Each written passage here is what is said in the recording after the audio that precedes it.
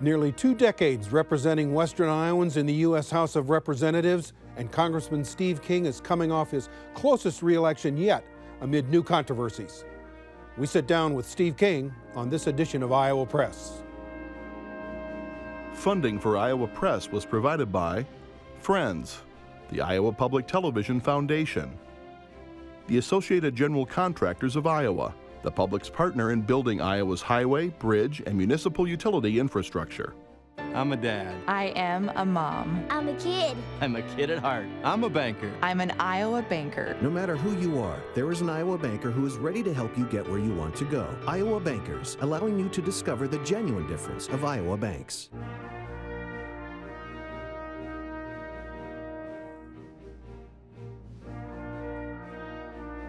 For decades, Iowa Press has brought you politicians and newsmakers from across Iowa and beyond. Now celebrating more than 40 years of broadcast excellence on statewide Iowa Public Television. This is the Friday, February 22 edition of Iowa Press. Here is David Yepsen. The past 4 months have been tumultuous ones for Iowa Congressman Steve King. A narrow 3-point victory in November was by far the closest general election of his nearly 20 years in the U.S. House. After Election Day, prominent Iowa Republicans like Governor Kim Reynolds publicly issued demands that King change his public comments on issues like immigration. Then in January, some racially charged comments attributed to King in a New York Times interview set off a national firestorm, leading to primary opponents for him in 2020 and a serious action by Republican leaders in Washington when the congressman was stripped of all his committee assignments. Well, to discuss recent events and his future, Congressman King joins us today at the Iowa Press table. Congressman, welcome back. Thanks for having me back, Dave. I appreciate it.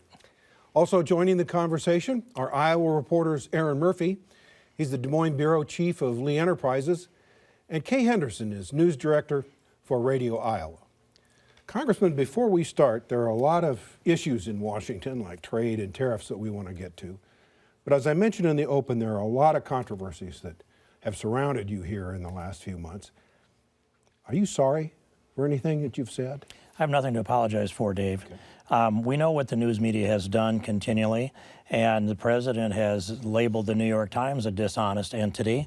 I think that's pretty well been held up, not only the New York Times, but a number of other places. So if I look back through this, each thing starts out with some formerly credible organization that launches this, and then we have this phenomenon that America is not ready for, and that's this cyberbullying that unleashes. It's there and creating a firestorm. That's what's happened. If you would just hold these publications to what is true, there is no story whatsoever. And there was no issue all the way up till October 24th. On October 25th, Washington Post published a story. The headline is false, the first paragraph is false, the story is false. But that built something that then Steve Stivers capitalized on in a way just a week before the election. He's the head of the Republican Congressional Campaign Committee. The former chairman of the NRCC, yes. And from that time forward, things went the other way. But we were up 13 days before the election. We were up 18 points. And by the way, this phenomenon is not just exclusive to the 4th Congressional District. There are multiple congressional seats across America that saw the same kind of drama take place, or similar drama, I should actually say. And we lost 40 or 41 seats. There's a reason for that. A lot of this was a nearly perfect storm. Part of it was orchestrated. Some of it was just, they would call it good luck on their side. By the time we got to January 10th, however, I had been warned that they were going to try another move. They tried another move, and that came out of the New York Times. What did the New York Times get wrong? What did you say? How are they wrong in what you said? Well, I'd say, Dave, that this was a 56-minute interview. There is no tape. There is no transcript. Whatever he has for notes, he won't release either, and he will not say what the question was that he asked me that he quoted me responding to. But it's this, that I looked at that and I said, I don't think in those terms of those odious ideologies of white nationalism or white supremacy. But I had done an interview earlier that was published later with the Christian Science Monitor that described that these terms have been weaponized by the left. And I used the terms racist and Nazi and fascist and white nationalist. I didn't say the other word, the white supremacy one. That's a matter of record today. That story has been written, published January 15th. So I have made it a point that they weaponize the language. And then I said, Western civilization. How did that language become offensive? Why did I sit in classrooms learning about the merits of our civilization and then to follow the thought just to find out that now it would become a pejorative against us in today's world? That's what the message that's there. And so I look back and we went to LexisNexis. It took us about 3 weeks to get to these facts. And it's this. In all of history, LexisNexis shows that I have never said either one of those terms that identified as the odious ideologies, never. But 276 times I've used the words Western civilization. So if you want to score it on a matter of logic, it's Steve King, 276, New York Times, 0 and 0. Okay. You got criticized by some quarters in October when you endorsed a candidate for Toronto mayor who was a white nationalist. You went on an Iowa media show, Dave Price on WHO TV asked you to define white nationalism on that videotape. And when you were asked to define it, you said, "It is a derogatory term today. I wouldn't have thought so maybe a year or 2 or 3 ago." Let's give you another run. What is white nationalism to you? Well, white nationalism is a term that's used today. It really says racist. And I said that in that quote, too. I said, today it means racist. That's the part that's exactly behind your quote.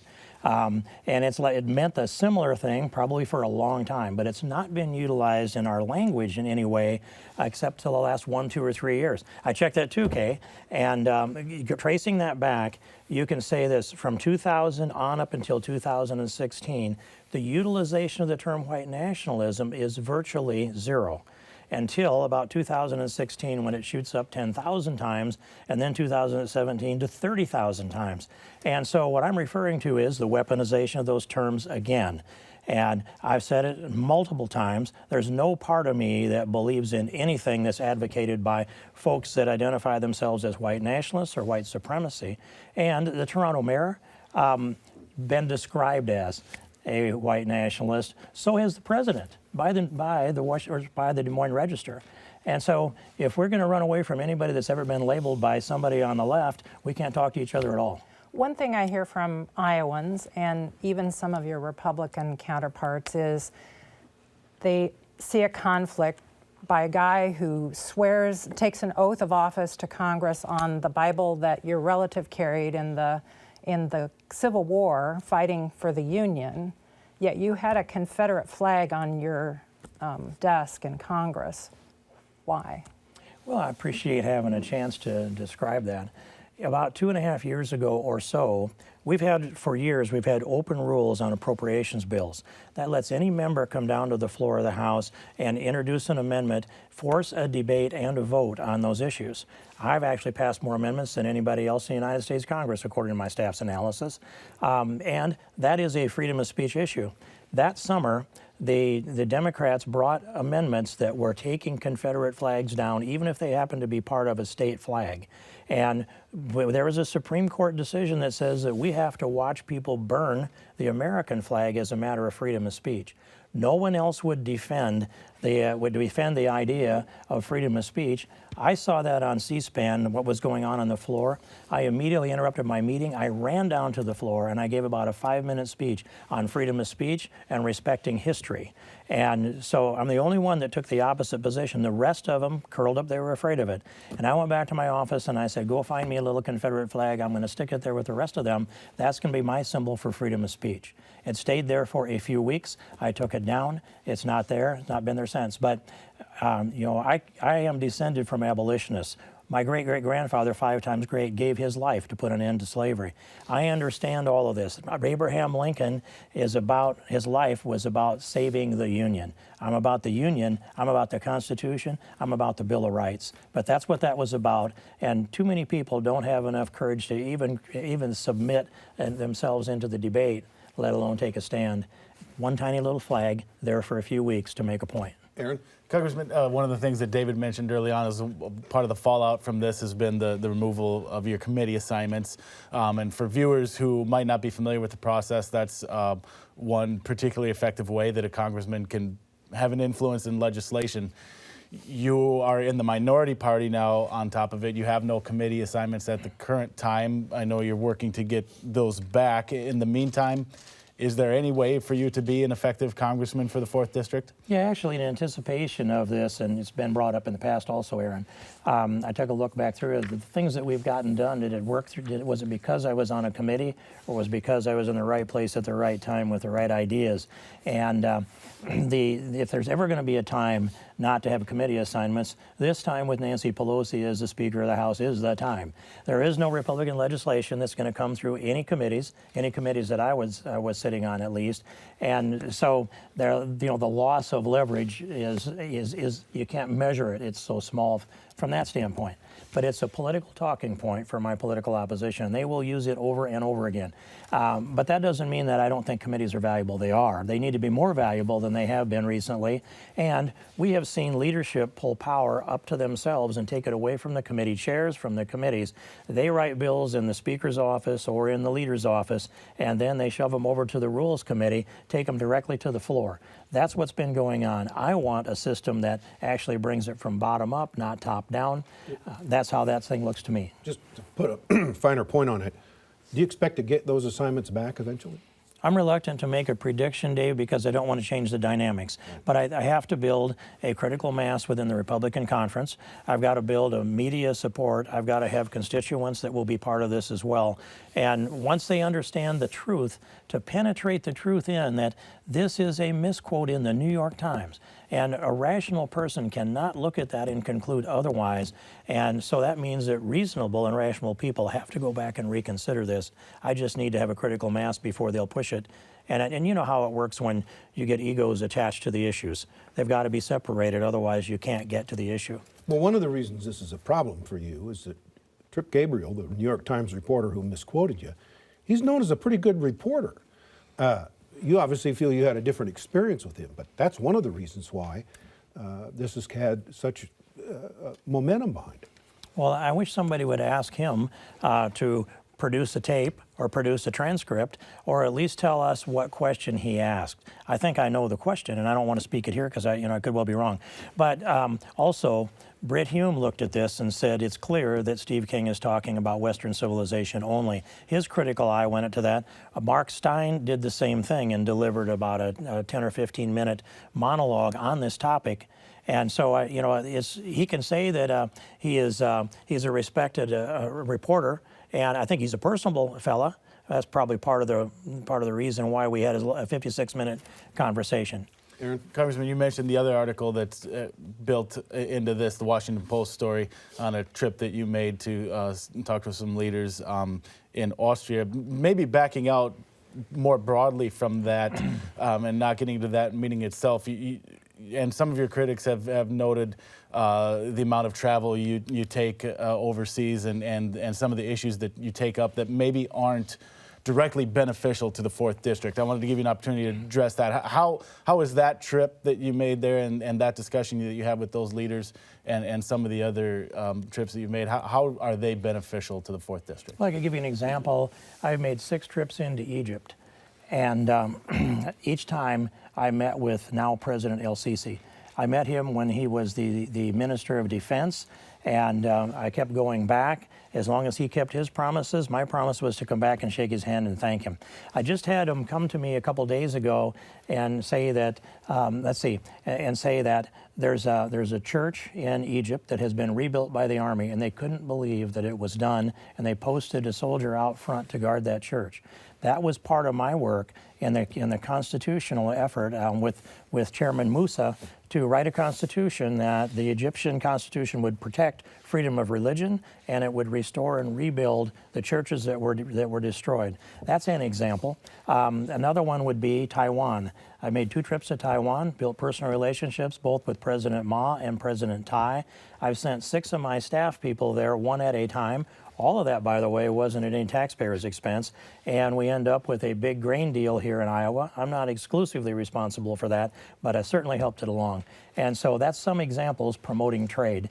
And you never know what you can capitalize on. I have another grain deal that's bigger than the Taiwan thing that will be exclusively me if we get to the point where I can announce it. We got way too many questions and not enough time. Kay? You running in 2020? I am running in 2020. What will be your message to voters who might support one of your primary opponents who've criticized you for comments and for your actions in Congress? First, I would say to them, don't let the elitists in this country, the power brokers in this country, tell you who's going to represent you in the United States Congress. That's the central message. Second one is this. Republicans out there, and don't take issue with any of my votes or any of my positions on these issues. I don't see my political opponents that are coming out and saying, I would have voted differently or I would have taken a different position. And so when you have somebody that represents the platform, that is a fighter for our American and our Iowa values, somebody that has been able to inject a lot of these values into the presidential race, and when I walk into the Oval Office today and I look around and I think, my gosh, we got our Iowa values here in this Oval Office embodied within President Donald Trump. They'll think about all of that, and I think they'll want to support the president and they'll want to support me. Should there be any concern among those Republican primary voters that you could be a drag on the Republican ticket? In this past election, you only won, as David noted, by 3%, which is far closer. You had far fewer Republican votes than other Republican candidates in the 4th District. Senator Ernst will be up in a statewide race in 2020. Should Republican primary voters be worried about that? Well, I think that number is 3.7%, but I know that we won with a larger margin than Governor Reynolds did in her statewide race. And I asked some people up there just the other day, what kind of negative ads did they run, did Fred Hubbell run against Kim Reynolds in Northwest Iowa? Some of them have said none. We faced all of the ordinance that they could throw against us. We were outspent 14-1 head-to-head. We were outspent 75-1 in independent expenditures, and they bought everything on the internet that could possibly be. They had a nearly perfect storm, and still we came out of there with a 3.7% victory. So I don't think that it's a drag on the ticket either, or you would have seen that happen. We don't have all the numbers in from the Secretary of State, and I don't have them analyzed, I should say, but that would be my answer. No sign of it in the last election. Why would you think that there would be one in the future election? Donald Trump will be on the ballot. He and I are foursquare on the same agenda here. I'm the guy that actually created the immigration policy that helped launch him into the presidency, and I support him on the wall and every other piece of his agenda. Congressman, you anticipated my next question about immigration. The president talks about a lot of makes the allegation that many people who are here illegally have committed a lot of crime. Some people believe he got that information from you. And I've heard you talk about that issue. Fact checkers and all kinds of experts are saying that's just not true. They don't commit any more crimes per capita than the native population. What do you say to that criticism? Well, Dave, I probably should have come here armed with the other data out there. But there's data. Arizona passed legislation to require the record keeping on crimes committed by illegal aliens in Arizona. That data down there actually says the opposite. And then Texas also has been very clear. It's come out here within the last month or so that they've identified at least 3,000 that were murdered by illegal aliens in Texas alone over a period of years. It goes back, I think, 5 or 7 years altogether. But we should just think of this. To think that crime is committed less by immigrants, first you have to separate illegal aliens from legal immigrants. Legal immigrants says that I've long been an advocate for legal immigrants. They're here on more or less on probation. If they have a green card, they'll lose that if they commit a crime. So I believe people with a green card commit fewer crimes than American citizens do, natural-born American citizens, because they're on probation. But not so for illegals. And by the way, 9 out of the 10 most violent countries in the world are south of our southern border, and one of them's not Mexico. You have been the leading critic on the House side against what you call amnesty. This week at the State House, there was a vice president from an Iowa construction firm who told legislators considering requiring the E-Verify system for all new hires that his company does that, but he's looking for non-U.S. citizens because of their work ethic. What do you say to businesses in your district that want new workers that they can't expand because basically we're at full employment here in Iowa and the population needs to grow? Well, I have actually two pretty big answers for that. About a year ago now, we did a study. It took a long time to pull it together, but it's all out of federal data, their published data. And so I asked this question, is that what are Americans doing? And first one, how many? The estimate was 326 million Americans, about 7 million of them on unemployment. 46 million are simply not in the workforce and they're still working age. And then you can go on with some other categories from which you can hire some, but none from which you can hire all. And we came up with 107 million Americans that are in categories from which we could hire some. And so they are out there. Americans but they're not in the right place and they don't have the right skills.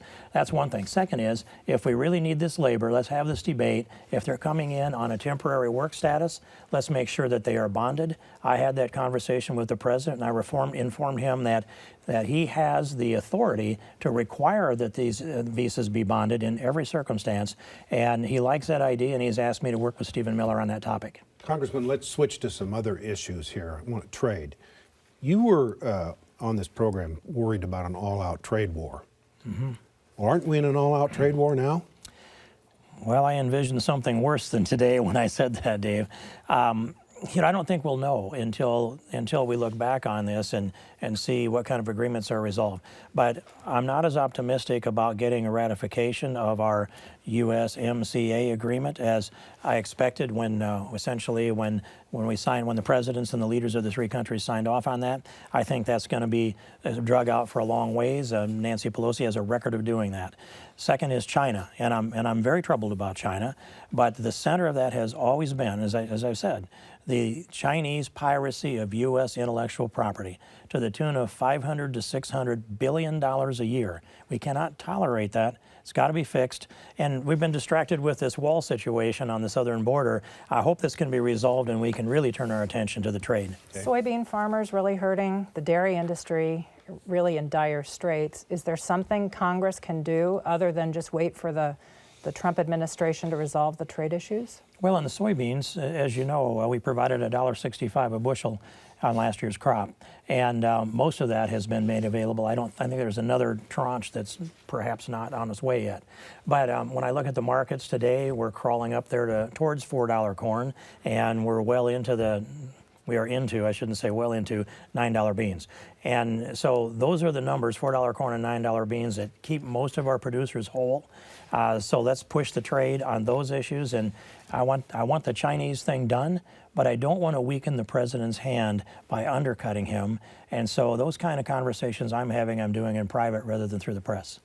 Congressman, the president has declared a national emergency in order to get some funding for the wall.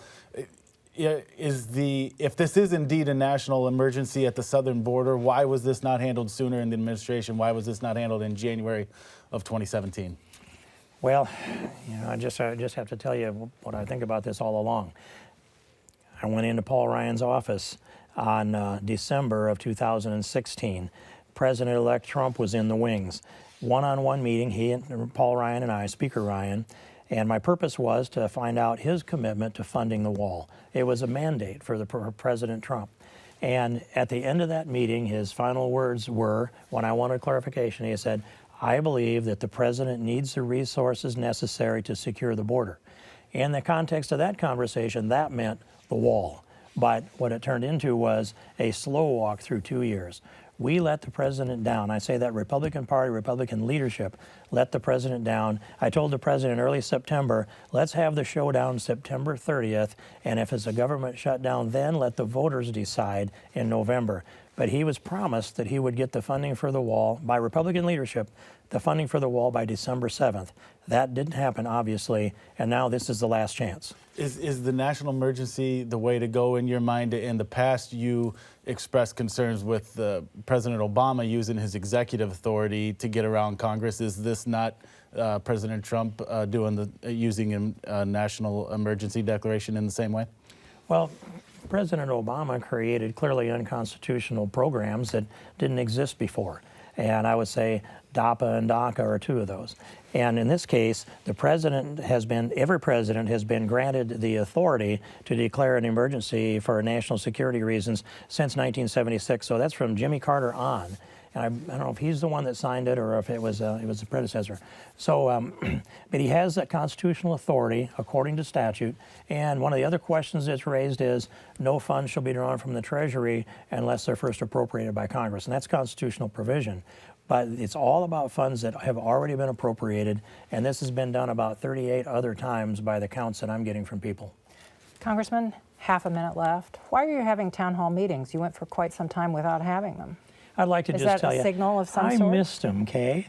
I just missed the town hall meetings. But I told people why. We had people showing up that were just using it as a forum for them to have a demonstration. But there's been a public call for town hall meetings, so I decided, all right, I'm listening, I hear you. We're going to do at least 39. We'll do many other meetings along the way, but we'll do one in every county before the end of the year. And they're going good so far, and I'm enjoying them a great deal. Congressman, thank you for being with us today. Appreciate your time. Thank We're you, out David. of time. Thank you. And thank you for joining us. We'll be taking a brief hiatus for the next 2 weeks to prepare for Iowa Public Television's annual festival programming. We're back on Friday, March 15th with more episodes of Iowa Press. For all of us here at Iowa Public Television, I'm David Yepsen, and thanks for joining us today.